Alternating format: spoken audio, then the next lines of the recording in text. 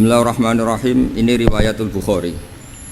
Haddatsana Abdullah bin Yusuf, haddatsana Les, haddatsana Sa'id al-Maqburi an Nabi Hurairah radhiyallahu anhu qala an-nabiy sallallahu alaihi wasallam. Ma minal anbiya'i nabiyyun illa qad u'tiya minal ayat ma mithluhu amana alaihil bashar. Wa inna ma kana alladhi utituhu wahyan awhahu wa ilayya fa arju an akuna aktsarahum tabi'an yaumal qiyamah. Dadas kita tahu semua nabi itu punya mukjizat. Ya, semua nabi itu punya apa? Mukjizat. Mukjizat itu hal yang luar biasa yang memastikan manusia itu tidak bisa menyainginya atau menandinginya. Dan rata-rata mukjizat nabi dulu itu fisik. Misalnya ontanya Nabi Soleh itu kan onta tapi keluar dari batu, itu kan aneh. Aneh sekali. Atau tongkat Nabi Musa bisa simsalabim mengeringkan laut apa? Merah. Semua nabi itu punya mukjizat dan semuanya berbentuk fisik. Kecuali mukjizatul Rasulullah sallallahu alaihi wasallam itu berupa Al-Qur'an. Al-Qur'an itu konsep ilmiah. Terus kata Rasulullah sallallahu alaihi wasallam, tapi saya karena Quran itu justru berharap pengikutku besar dan sampai hari kiamat. Sekarang kita logika ya. Andaikan kamu punya tongkatnya Nabi Musa, kalau kamu suka uang, kepikirannya dijual apa dipakai? Kalau kamu suka uang, dipakai. Kalau kamu ahli suudon itu pikirannya ndak, ini asli ndak. Karena yang melihat di Turki itu ya sebagian gitu. Kalau yang suka perdukunan itu bayangkan itu miliknya. Mungkin dipakai ngakali orang atau apa, pokoknya bayangkan itu miliknya. Kalau yang kolektor pikirannya itu nanti ini laku berapa. Tapi kalau peneliti mungkin pikirannya itu ini asli apa enggak? Bukti aslinya apa? Repot lah. Lagi pula kalau kamu punya utang terus mau apa? Istri kamu marah mau apa? Kalau pakai tongkat. Nah, beda dengan mukjizatnya Quran itu semuanya apa? Ilmiah. Orang yang sedang harmonis dengan istri bisa pakai ayat di antara ayat-ayat Allah itu apa? Wa ja'ala bainakum mawaddatan warahmah.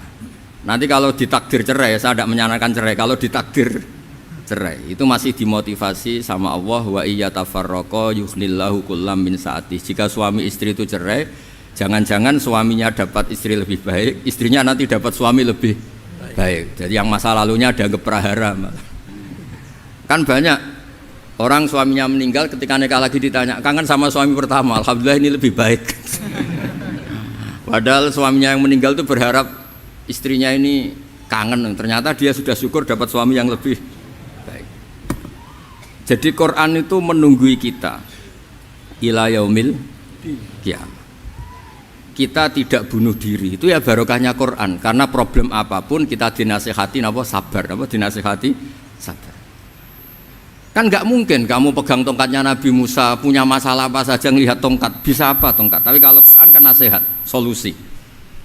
Makanya Nabi berharap dengan Quran ini, saya berharap pengaruh saya, pengikut saya terbanyak ila yaumil qiyamah. Terus beliau dikomentari begini sama, ini Fathul Bari, sarahnya Bukhari. Al-muradu anna mu'jizatil anbiya inqaradat binqiradi a'sorihim. Falam yusyahidha illa man hadaraha. Problem mukjizat nabi-nabi dulu itu kan fisik, sehingga yang tahu kalau Nabi Soleh punya unta yang ajaib itu yang tahu ya hanya yang hadir saat itu. Yang tahu kalau tongkat Nabi Musa bertuah itu juga yang tahu hanya yang hadir saat itu. Selebihnya tahu tongkat ya di museum. Tapi kalau Quran menjadi solusi, menjadi panduan, menjadi pegangan itu ila yaumil qiyamah. Kita beri contoh ya, Quran panduan yang paling gampang misalnya begini. Dulu ini cerita ya. Dulu itu ada orang kafir cerdas namanya Jubair bin Mut'im. Itu saking pinternya dia, pinter juga tokoh. Itu sebagai delegasi pembebasan Asra Badrin. Jadi tawanan-tawanan perang Badar itu mulai dulu ya ada negosiasi mau dibebaskan. Terus orang-orang kafir ini menugaskan namanya Jubair bin siapa? Mut'im. Ini ada di Bukhari. Karena ini ngaji di Jakarta. Kalau orang nggak tahu hadis juga tanya ini sahih ndak gitu. Wong nggak tahu kok tanya itu aneh-aneh. Padahal kalau dibodoni itu ya nggak tahu. Tapi ya tetap tanya, hadisnya ini sahih enggak? Ini kata kiai apa kata nabi ini ya ribet. Memangnya kata nabi kamu dengar kan ya lewat kiai. Emang. Setelah itu Jubair itu datang ke Madinah. Dengerin ya, datang ke mana? Madinah. Kemudian dengar Nabi baca Wattur pas sholat maghrib. Jubair karena Nabi dulu gak ada hotel, gak ada pondok ya. Pondoknya Nabi hanya sufah itu. Nabi baca maghrib, bukan diskusi, bukan debat, baca Wattur wa kitabi mastur fi raqim mansur wal baitil ma'mur wasaqfil marfu wal bakhril masjur terus. Kemudian sampai pada titik ayat am khuliqu min ghairi syai'in. Masa manusia atau alam raya yang maujudat, yang nyata, yang wujud nyata. Kemudian asal usulnya itu ketiadaan. Ini kan hadhil alam maujud, alam ini kan nyata. Masa sesuatu yang nyata penciptanya itu tidak nyata. Jadi nggak mungkin ada faham nihilisme. Kalau faham nihilisme berarti melahirkan teori begini. Al adamu yakhluqu maujudan, sesuatu yang tidak ada menciptakan yang itu kan akal nggak bisa nerima. Kalau sesuatu ini ada, penciptanya pasti ada. Terus akhirnya Jubair bin Mut'im itu simpuh di depan Rasulullah terus bilang, ya Muhammad kada qalbi ayatir, hampir saja hati saya terbang. Kalau riwayatnya Imam Ahmad, faka'anna masudi aqalbi, hati saya dihancur. Semua teori yang saya bawa untuk ngelawan kamu sekarang luluh semua, hancur semua. Yang benar adalah teori Anda bahwa Tuhan itu satu dan Tuhan itu ada sebelum semua makhluk. Coba kalau Nabi Muhammad ada Jubair bin Mut'im terus menyembunyikan tongkat dekat mihrab, terus dilihat ini apa, paling pikirannya ini dari kayu apa, terus yang bentuk tongkat itu tukang pemahatnya siapa, kok kurang keren, kalau di Blitar gimana ya kan malah panjang. Kira-kira kalau mukjizat itu dari tongkat itu malah panjang lah pokoknya panjang. Lagi pula kamu coba kan nggak ngarah mandi, itu yang mandi kan nabinya bukan tongkatnya. Coba tongkatnya Nabi Musa coba anak-anak beki itu dipakai mukul kucing aja tidak mesti mati itu. Jadi nggak jelas mukjizat-mukjizat seperti itu nggak. Tapi kalau Quran menunggui sampai saking hebatnya Quran, teori rasionalitas soal kampanye di mana-mana, tingkat validitas, tingkat kebenaran Quran itu bahkan bisa diuji tanpa membuktikan. Tanpa apa? Membuktikan. Cukup pakai akal. Saya tidak bosan-bosan cerita ini karena ini khazanah kita. Di kitab Nailul Ma'mul itu, di kitab usul fikih, saya berkali-kali cerita ini karena ini untuk menunjukkan bahwa Quran itu liqaumi ya'qilun, liqaumi yatafakkarun. Ada seorang kiai, seorang ustadz, kiai dulu itu ya memang orang soleh, alim terus jadi kiai. Kalau kiai sekarang tuh macam-macam, nganggur terus ingin jadi kiai, terus daftar gitu. Ada lowongan di yayasan masuk ingin jadi ustadz karena dengar ada gajinya. Dulu tidak ada seperti itu, tidak ada. Makanya dulu tuh kalau ustadz kiai pasti soleh karena dia alim terus ingin orang lain tuh mendapat ilmunya. Kalau sekarang nggak ada yayasan sehat, guru gajinya sekian, yang nggak ingin jadi ustadz tuh daftar. Karena ada gaji, apalagi ada kabar, ada gaji, ada mes, ada wah yang daftar banyak. Tapi mentalnya ada kiai sebetulnya. Ya kalau sampean tanya itu baik dah Gus, ya setengah baik. Ya maksudnya setengah baik ya ada baiknya lah, namanya profesi ngajar itu kan baik. Tapi setengah saja karena motifnya itu nyari gaji, bukan ingin mencerdaskan umatnya Rasulullah SAW. Itu Imam Amudi itu guru matematika. Saya nggak bosan-bosan cerita ini. Guru matematika. Muridnya sampai takut, ini masuk surga ndak? Kiai kok ndak ngajarin istighosa atau tahlil, malah ngajarin apa? Matematika. Beliau meninggal terus muridnya tanya, "Ma fa'alallahu bik?" Kira-kira gitu. Apa yang dilakukan Allah? Allah nyambut Anda gimana? Terus kata Imam Amudi, bagus saya disuruh ngajar malaikat. Karena malaikat kan tidak pernah kayak anak beki gini ngaji gini. Malaikat itu tidak pernah ngaji, dia iman saja karena tahu surga, tahu neraka terus iman gitu aja. Jadi imannya malaikat tuh nggak keren kita. Imannya loh. Loh itu yang ngendikan Nabi loh, tidak saya. Nabi pernah tanya sama sahabat, iman yang paling keren siapa? Jawabannya sahabat malaikat. Ya ndak karuan malaikat iman. Wong dia yang tahu surga neraka, tahu segalanya, masa ada ndak iman? Ya pasti iman lah katanya. Terus ya para sahabat engkau iman ya wajar kan, menangi saya, nemuin saya.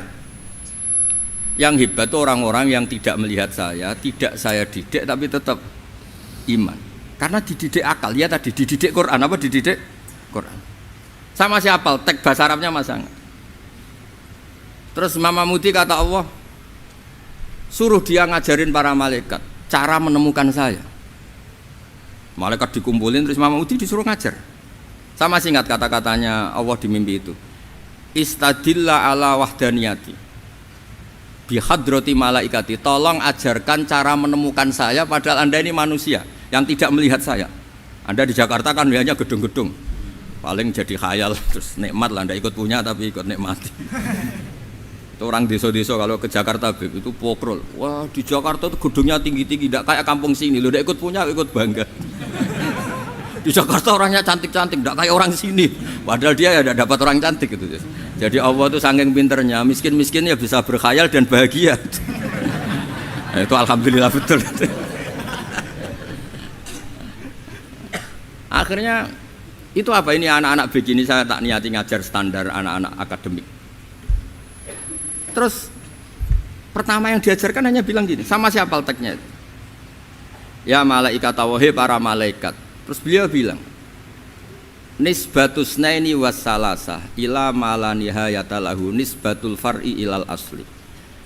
Angka itu jumlahnya berapapun 2, 3 sampai triliunan, semuanya itu nisbatul far'i ilal asli. Bin nisbat ilal wahid nisbatul far'i ilal asli. Angka 2 ya cabangnya 1, 3 ya cabangnya 1, 1 triliun ya cabangnya 1. Tetap yang asal usul adalah angka 1. Itu nangis semua malaikat. Cara Jawa itu mandekman kue iman kaya imanku. Makanya imannya umat Rasulullah sallallahu alaihi wasallam itu PD-nya, yakinnya kayak imannya malaikat. Kalau Tuhan itu 1. Karena angka enggak bisa dimulai kecuali dengan angka 1. Makanya nisbatus naini wassalasah ila ma la nihayata lahu iku nisbatul far'i ilal asli. Semuanya itu nisbatnya cabang ke induk. Berarti semua alam raya ini tetap asal usulnya 1, yaitu qul huwallahu ahad. Nah itu namanya akal. Umatnya Rasulullah itu ditinggali mukjizat akal lewat panduan Quran, sehingga meskipun kita tidak menangi Rasulullah, tidak menangi sahabat, kita tidak tahu malaikat Jibril, tapi cara iman kita ini tidak kalah keren. Yakin, hakul, yakin. Terus kedua, gambar. Kamu gambar rumah, gambar hewan, gambar apa saja, mesti dimulai 1 titik. Entah gambar kamu bagus, entah jelek, tetap dimulai 1 titik. Nah titik ini namanya nuqtatul wujud. Semua alam raya dimulai dari 1 titik, yaitu nuqtatil wujud. Makanya Quran dimulai bismillah, dan bismillah itu dipilih sama Allah pakai pertama ba itu ada titik. Itu kata semua ulama, itu titik itu singkatan dari bi kana makana wa bi yakunu mayakun. Karena saya semuanya ada. Bi itu karena saya. Jadi makanya santri-santri bagi tidak usah bayangkan kamu jadi wali terus bisa terbang ke Mekah, tidak usah. Kalau terbang ke Mekah ya sudah umroh aja bayar. Kalau enggak ya maklaran KBH atau apa, pokoknya cari gratis itu. Ya gratis kan, dapat orang 10 gratis 1. Terus orang enggak umroh-umroh dirayu-rayu supaya umroh. Repot. Itu pelanggaran fikih itu. Kalau orang punya utang itu wajibnya hanya utang dulu gitu. Wah repot. Saya itu juga sering bingung di kampung-kampung. Gus sama umroh. Kenapa? Dapat gratisan. Minta uang saja buat nyaur utang, nggak boleh. Wah, secara fikih yang wajib itu nyaur utang bukan umroh. Nggak boleh Gus diminta uang, nggak boleh, harus umroh. Udah gitu saya ini bingung Gus mau umroh, nggak nikmati. Kenapa? Disuruh ngajar Gus. Repot semua kalau ibadah mergawe ya gini, bingung semua. Ya saya mohon anak-anak BK semuanya yang seneng Quran itu harus seneng sampai kayak saya, sehingga tahu istidlal, mencari Tuhan dengan cara tauhid yang berbasis akal itu sedzahir imannya malaikat. Jika di klasmen iman itu manusia ulul ilmi, kita-kita yang nekuni ilmu itu nomor 1 prakteknya.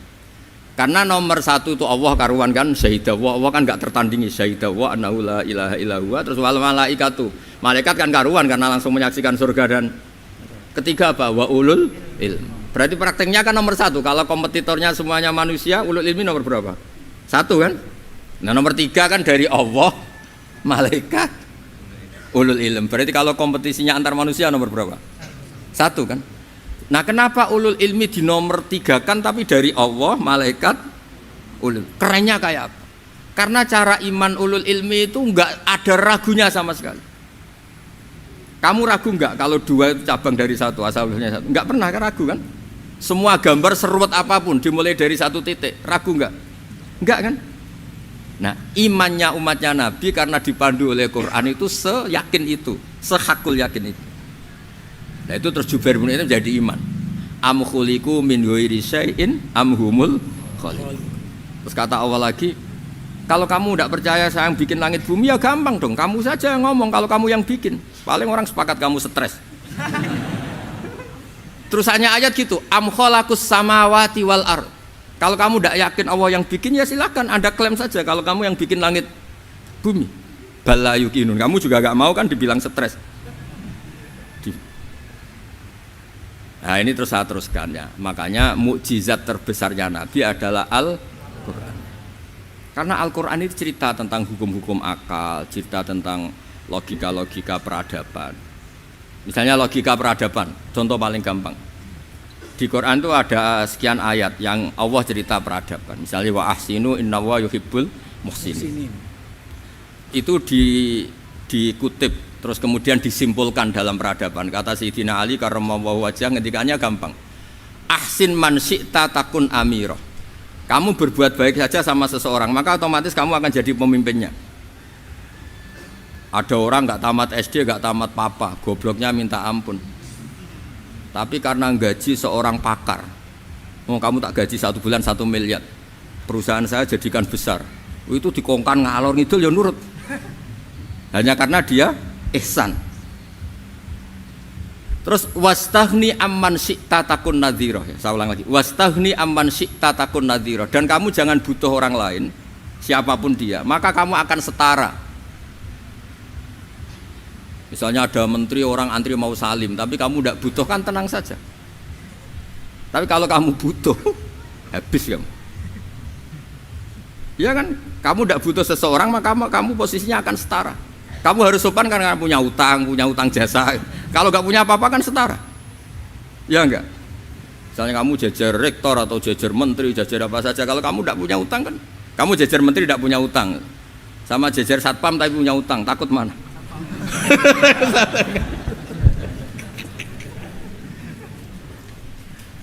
Kalau butuh itu mesti kalah kan? Ada pejabat misalnya nggak begitu cantik sama perempuan cantik yang kamu butuh ingin dicintai, takut mak. Padahal nggak jelas orang ini pangkatnya apa, nggak jelas. Jadi dalam hukum sosial itu kata Sayyidina Ali, wastaghni amman syi'ta takun nadhira. Kamu jangan butuh seseorang maka kamu akan setara. Terus yang terakhir, wahtas ila man syi'ta takun asira. Asira pakai sin. Dan silahkan butuh seseorang maka kamu akan jadi budak dia. Ya coba misalnya Anda seorang profesor, seorang alim, seorang kiai top, misalnya mencintai janda di ujung kampung sana, jalan kaki 2 kilo, padahal itu gak tamat SD, tapi gara-gara seneng, kacau kan, logika kepangkatan hilang semua kan. Jadi itu hukum peradaban, itu mewakili isi-isi sosial yang diterangkan Quran.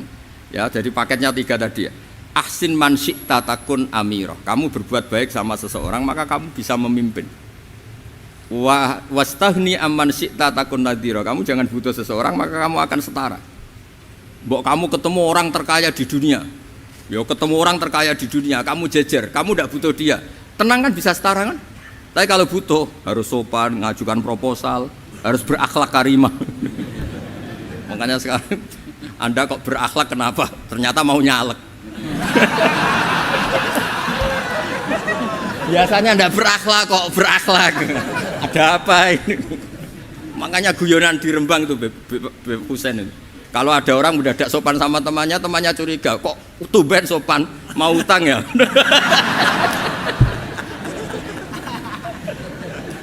Zaman akhir itu kacau.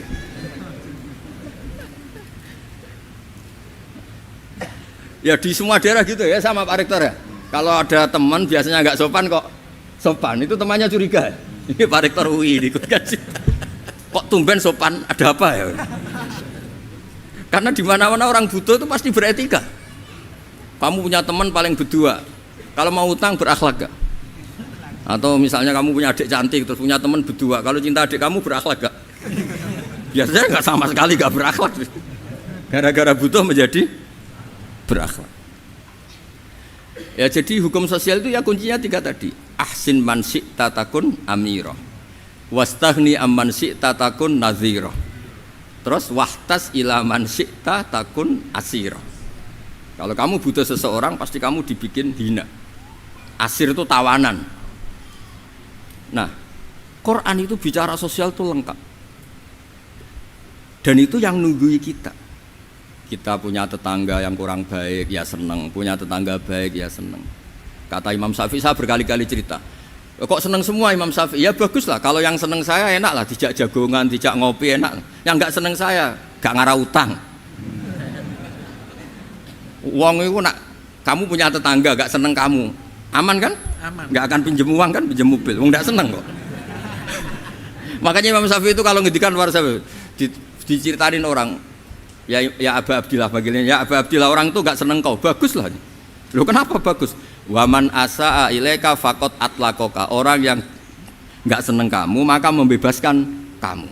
Gak akan pinjam uang, pinjam mobil, gak akan ganggu waktu kamu, kan gak seneng. Justru yang seneng-senengi masalah pinjam terus. Imam Syafi'i itu orang yang anggap dunia itu selesai. Ada yang cerita, ya Aba Abdillah, orang yang tadi cium tangan engkau, yang hormat engkau, di luar maki-maki engkau, ngerasain engkau, ngata-ngatain engkau. Ya bagus lah.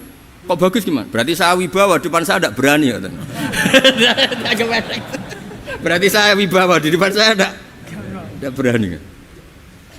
Berarti itu makomnya sudah kulillah sumadarhum fi khawdihim yal'abun. Sudah dunia itu selesai, sudah agak penting semua. Nah itu kalau kamu anak-anak beki ahli Quran sudah ayatnya kulillah sumadarhum fi khawdihim yal'abun. Sudah lihat Allah saja agak penting, makhluk-makhluk itu dah makhluk semua agak penting, sepenting Allah. Nah kita ini ditunggoni mukjizat seperti itu. Bayangkan misalnya kita ditunggoni tongkatnya Nabi Musa. Saya ngajar di sini terus ini tongkat. Terus nanti yang tanya, Gus itu kayu apa Gus? Nanti yang kolektor tanya itu harganya berapa Gus? Ruwet apa? Terus yang ahli suudon itu asli gak Gus? Wah. Yang ahli suudon kan mesti tanyanya gitu, itu asli enggak Gus? Repot-repot pokoknya. Tapi kalau Quran kan jelas, kenapa? Jelas. Ya terus saya teruskan. Fala yamurru terus al murad anna mu'jizatil anbiya in qaradat binqidari aqsam wa mu'jizatul Quran mustamirratun ila yaumil qiyamah. Wa kharquhu lil adat fi uslubihi wa balaghatihi wa ikhbarihi bil mawhibat. Terus kata ini yang ngarang Fathul Bari sarahnya Imam Bukhari. Fala yamurru asrun minal aqsar illa wa yadharu fihi syai'un mimma akhbaru bi annahu sayakun yadullu ala sihhati da'wahu. Wa hadza aqwal muhtamilat. Wa takmiluhu fil ladzi ba'da. Wa qilani ya. Anal al makna anal mukjizat al madiyah kanat khissiyatan tusyahadu bil absar kana qoti soleh wa asa Musa. Mukjizatnya nabi-nabi dulu itu hanya penyembuh, hanya pelengkap, hanya nuruti keinginan mata. Seperti dahsyatnya apa? Laut Merah diseblak apa dipukul sama tongkatnya Nabi siapa? Itu semuanya itu hanya memanjakan mata. Urusan mata. Terus wow itu. Tapi kalau mukjizatnya Nabi Muhammad itu berdasar akal. Maksudnya berdasar akal nih dengerin ya. Dengerin betul. Ketika Laut Merah terus tersibak kan wow itu keren kan? Terus kita bilang menyimpulkan, wah kita tidak akan mampu. Itu bodoh sekali kesimpulan kita tidak akan mampu. Meskipun bikin nyamuk Anda juga tidak mampu. Loh untuk memutuskan tidak mampu saja kok sampai pertunjukan seperti itu tuh laopo, cek goblok gitu. Nah kalau kita karena umat yang pinter untuk memaksa kita nggak mampu, Allah bilang innallaha la yastahi ayadriba mathalam ma ba'ud. Kita melihat nyamuk langsung berkesimpulan tidak mampu. Saya berkali-kali cerita nyamuk itu sudah kecil, masih punya urat. Uratnya kayak apa? Masih punya kuman, kumannya seberapa? Ya enggak? Nyamuk itu kecil, punya organ tubuhnya punya urat. Itu kalau kamu pinter, antara tongkatnya Nabi Musa menyibak Laut Merah sama nyamuk itu sama-sama berkesimpulan melahirkan satu paham bahwa kita tidak mampu. Loh, untuk memaksa tidak mampu saja kok nunjuk pertunjukan ada onta keluar dari batu, Nakotu Soleh, ada tongkat yang bisa mengeringkan Laut Merah. Cik goblok ya. Lah kita alhamdulillah tidak jenis goblok yang seperti ini. Untuk ikrar bahwa Allah itu hebat ala kulli syai'in, cukup lihat nyamuk, kagum kan? Sudah, tidak usah bikin hidup. Saya berkali-kali mencontohkan. Para pemahat tak suruh bikin patung gajah itu mampu, tak suruh bikin patung nyamuk kalau bisa. Nyari materi dari apa coba? Gampang mana bikin patung gajah sama patung nyamuk? Gajah, makanya Allah bikinnya contoh itu untuk ijaz itu pakai nyamuk bukan pakai gajah. Itu kalau ustadz-ustadz yang agak jorok malah contohnya nyamuk Gus. Itu kecil. Itu kayak apa? Di dalamnya dia hamil kan? Itu anaknya kecil lagi, telurnya kecil lagi, itu gimana itu cara bikin itu? Makanya di sini ini ada kitab Itqon, itu komentarnya itu lucu. Ini kitab Al-Itqon karangannya Imam Suyuti. Ini persis komentar saya tadi yang kata Imam Suyuti, pengarang kitab Itqon. Wa ya imma khissiyah wa imma aqliyah. Jadi mukjizat itu ada yang fisik, bisa dilihat indra, panca indra, bisa dilihat akal. Wa aktsaru mu'jizati Bani Israil kanat khissiyah li baladatihim. Bilada itu goblok, wa qillati basairihim. Dasar wong goblok. Mukjizat kok ngenteni sing wow. Maksudnya dasar wong untuk ngakui Allah hebat saja kok nunggu halal yang seperti itu gitu.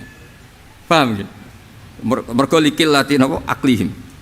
Wa aksaru mu'jizati hadil ummah aqliyatun li farati dzakaihim wa kamali afwahihim. Dan mukjizatnya umat ini semuanya berdasar akal karena sudah cerdas. Jadi andaikan kita melihat tongkatnya Nabi Musa menyibak Laut Merah dengan melihat nyamuk, kesimpulan kita sama-sama wow, sama-sama keren, sama-sama memastikan kita tidak mampu. Makanya terus Quran menerangkan kita wa ma min dabatin fil ardi wala ta'iri yatiru bi janahihi illa umamun amsalukum. Jadi keseharian kita lihat burung kok terbang. Itu sudah ayatun min ayatillah. Paham nggih? Dados niki kudu bangga ditunggoni napa Quran, nggih, ditunggoni napa Quran. Wa mu'jizatul Quran tusyahadu bil basirah fayakunu mayattabi'u li ajlihi aksar. Terus li annal ladzi yusyahadu bi ainir ra'si yang qaridu bingkiradi musyahidi.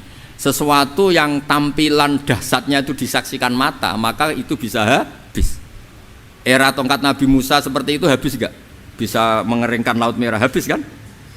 Tapi era mukjizatnya Quran ila yaumil qiyamah. Ya contoh sosial, saya kembali lagi ke sosial. Kamu punya teman awet atau punya istri awet, itu konsepnya ya wal kadhiminal ghaidh, agak gampang tersinggung. Coba kalau kamu setiap tersinggung putus, setiap tersinggung habis, kamu tidak punya teman, tidak punya istri. Sampai kita awet seperti ini, kalau kecewa ya wal kadhiminal ghaidh, ngempet. Termasuk saya ini biasanya ngaji khusus terus baca gini ya kecewa. Tapi barokahnya diwarai Quran wal kadhiminal ghaidh, ngempet Gus, ngempet. Terus kecewa sama teman, kok kenapa tidak putus? Karena wal afina aninna, sudah kalau kecewa maafkan. Coba kalau kita kecewa presiden demo, kecewa menteri demo, kecewa orang tua minggat, ya kalau dicari, kalau tidak kan malu.